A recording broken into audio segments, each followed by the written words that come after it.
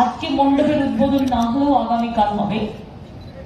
আমি সেই জন্য নামটা দিয়েছিলাম উৎসব উৎসারিত। কারণ অনেকে বলবে এটা নিয়ে ন্যারেটিভ শুরু করে দেবে, পিতৃপক্ষে মমতা ব্যানার্জি উদ্বোধন করে দিয়ে এলেন, অত বোকা মমতা ব্যানার্জি নয়, এইটুকু অন্তত বোঝে, ধর্ম কর্ম সম্বন্ধে যথেষ্ট জ্ঞান আছে। হ্যাঁ বন্ধুরা, মমতা ব্যানার্জি, আমাদের রাজ্যের মুখ্যমন্ত্রী মমতা ব্যানার্জি, উনি এখন নেমে গেছেন প্রতিটা মণ্ডপে মণ্ডপে গিয়ে পুজো উদ্বোধন, শুভ সূচনা শুরু করে দিলেন মমতা ব্যানার্জি।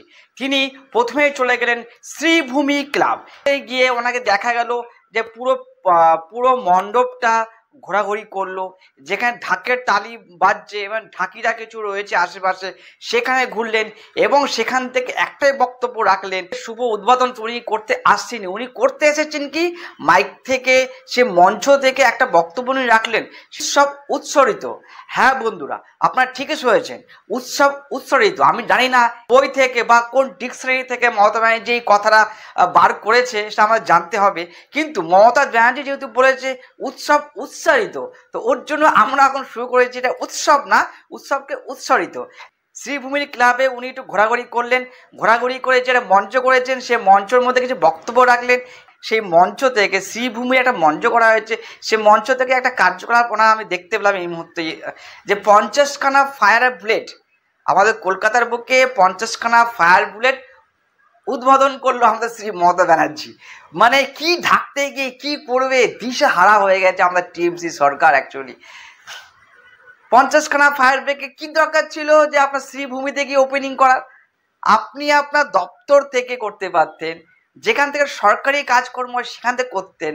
আমাদের শ্রীভূমি তো সরকারি কাজকর্ম হয় না, সেখানে এক টিএমসি বড় নেতা আছেন, ওনার আন্ডারে বড় পুজো হয়, সেই পুজোটাকে আপনি উদ্বোধন করে এলেন, সেটা স্পষ্ট কথা বলতে পারলে তো হয়, সেটা আপনি বলছেন না। আপনি এত পলিটিক্স জানেন যে আপনার কাছে আমাদের মতন মানুষ কেন, বা আমাদের প্রধানমন্ত্রী, দেশের যে প্রধানমন্ত্রী আছে তিনিও আপনার কাছে হার মেনে যায়। আপনি ওটা সেলুট, যাই না আপনাকে সেলুটটা দিলে আপনি কেমন করে নেবেন, এটা ব্যঙ্গ হলো, ব্যঙ্গ যে ফায়ার ব্রিগেডের ফায়ার ব্রিগেডে 50খানা বুলেট আপনি ওপেনিং করছেন শ্রীভূমি ক্লাবে গিয়ে। এটা ভাবা যায়? এই সমস্ত ছেলে খেলা মমতা ব্যানার্জি সরকার করছে, শুধু সরকার করছে এটাই দেখাচ্ছে আম পাবলিককে বোকা বানাবার জন্য, আম পাবলিককে দেখাতে চাইছে মমতা ব্যানার্জি যে উৎসব উদযাপন করতে আসেননি। উদ্বোধন কিন্তু উনি বলতে চাইলেন না। কেন বলতে চাইলেন না? উনি নিজের মুখে স্বীকার করলেন তিনি যদি প্যান্ডেলকে বা প্রতিমাকে উনি যদি শুভ উদ্বোধন করেন, ওনাকে নাকি অনেক খোঁচা দেয়, মানে বিরোধী পক্ষ যারা আছে তারা নাকি মমতা ব্যানার্জি খোঁচা দেয়। ওর জন্য নাকি এই কথাটা উনি ইউজ করতে পারলেন না যে শ্রীভূমিতে দাঁড়িয়ে উনি পুজোটাকে উদ্বোধন করলেন না। এইটা উনি মেন বক্তব্য আমরা বারবার শুনে গেলাম। আর আশেপাশে যে সমস্ত নচিকেতা থেকে নচিকেতা শুরু করে আমাদের রাজ্যে একটা ব্যঙ্গচিত্র হয়ে গেছে নচিকেতা, তিনি তো আশেপাশে বসে থাকে, তিনি নাকি আমাদের রাজ্যের মহান নায়ক। আমরা জানি না কি কি বই উনি করেছেন যে মমতা ব্যানার্জি সরকার ওনাকে মহান নায়কের উপাধি দিয়ে দিয়েছে। যাই হোক বন্ধুরা, এই ব্যক্তি যিনি পাশে আমাদের ছবি আপনারা দেখতে পারলেন যে মমতা ব্যানার্জি পাশে ঠিক বসে আছে নচিকেতা, উনি হচ্ছে সব থেকে বড় মমতা ব্যানার্জির চটি চাটা মাল একটা। মমতা ব্যানার্জি ওখানে শুভ উদ্বোধন করতে আসেনি বন্ধুরা, আপনারা এটা বলবেন না, আমিও বলছি না আপনি শুভ উদ্বোধন করতে এসেছেন। আপনি এসেছেন জাস্ট ঘুরে গেলেন, ক্লাব বড় পার্টি ফান্ড থেকে ওখানে চালানো হয়, আপনি জাস্ট ঘুরে গেলেন, আরও আমাদেরকে বোকা বানান, আমরা বোকা বানিয়ে যাই, কোনো আপত্তি নেই।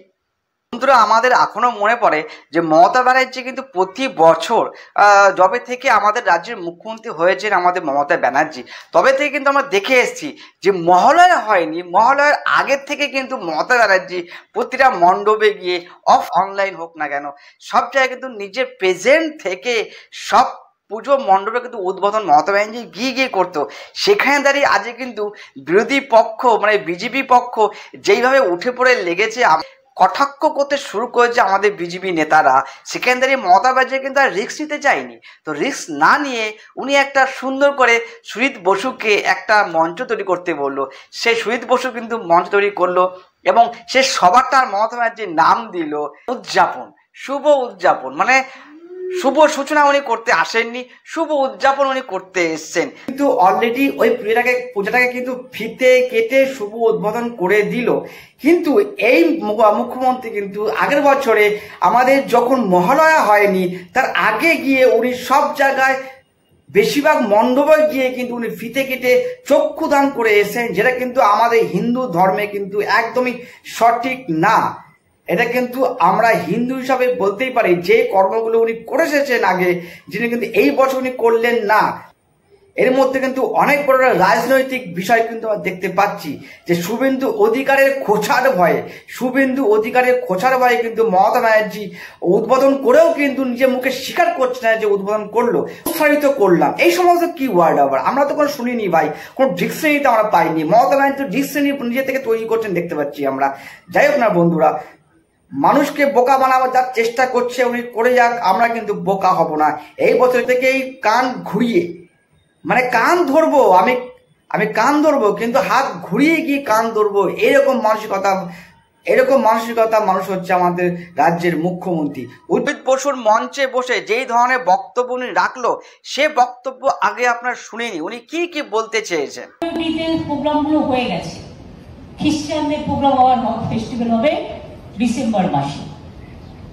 আমরা যতই আধুনিক হই, মনে রাখবেন পুজোর দিনক্ষণ কিন্তু আমরা তৈরি করি না। পাঁজিকেতে যারা তৈরি করে তারা কিন্তু এই চন্দ্র সূর্য গ্রহ তারা এসব মেনেই করে। ঈদের সময় দেখবেন সরু একটা চাঁদ ওঠে, জাস্ট একটা সুতোর মতো, ওই চাঁদ দেখে ঈদের দিন ঘোষণা হয়। আমাদের এখানেও দেখবেন মহালয়া, অমাবস্যা কেটে যায় পিতৃপক্ষ, চলে আসে দেবীপক্ষ। কালী পুজো হয় আবার অমাবস্যায়, লক্ষ্মী পুজো হয় আবার পূর্ণিমায়। সবকিছুর মধ্যেই প্রকৃতি জড়িয়ে থাকে, আকাশ জড়িয়ে থাকে, আকাশ বাতাস, পাহাড়, সমুদ্র, সবুজ জল, সবকিছু নিয়েই আমাদের সবকিছু। সবাই ভালো থাকুন, সুস্থ থাকুন, সুন্দর থাকুন। আজকে মণ্ডপের উদ্বোধন না হলেও আগামীকাল হবে। আমি সেই জন্য নামটা দিয়েছিলাম উৎসব উৎসারিত। কারণ অনেকে বলবে এটা নিয়ে ন্যারেটিভ শুরু করে দেবে, পিতৃপক্ষে মমতা ব্যানার্জি উদ্বোধন করে দিয়ে এলেন। অত বোকা মমতা ব্যানার্জি নয়, এইটুকু অন্তত বোঝে, ধর্ম কর্ম সম্বন্ধে যথেষ্ট জ্ঞান আছে। যাই হোক বন্ধুরা, আপনারা যে এই মতো ভিডিওটা দেখলেন আমার স্ক্রিনে, সেখানে দাঁড়িয়ে মমতা ব্যানার্জি কি সমস্ত মেলাবার চেষ্টা করলো, কিছু একটা কোথায় কোথায় কি বললো, আকাশ পাতাল, তারপরে ঈদের কি নাকি চাঁদ শুরু হয়ে যায়, কি সমস্ত মানে বোঝাবার চেষ্টা করলো। আমার তো হয় মাথার উপরতে চলে গেছে। এবং আমাদের নাকি অমাবস্যার সময় কালী পুজো হয়, লক্ষ্মী পুজো হয় পূর্ণিমার সময়, এগুলো তো আমরা জানি। এগুলো কি এমন আপনি বলতে শুরু করলেন একটা মঞ্চে উঠে?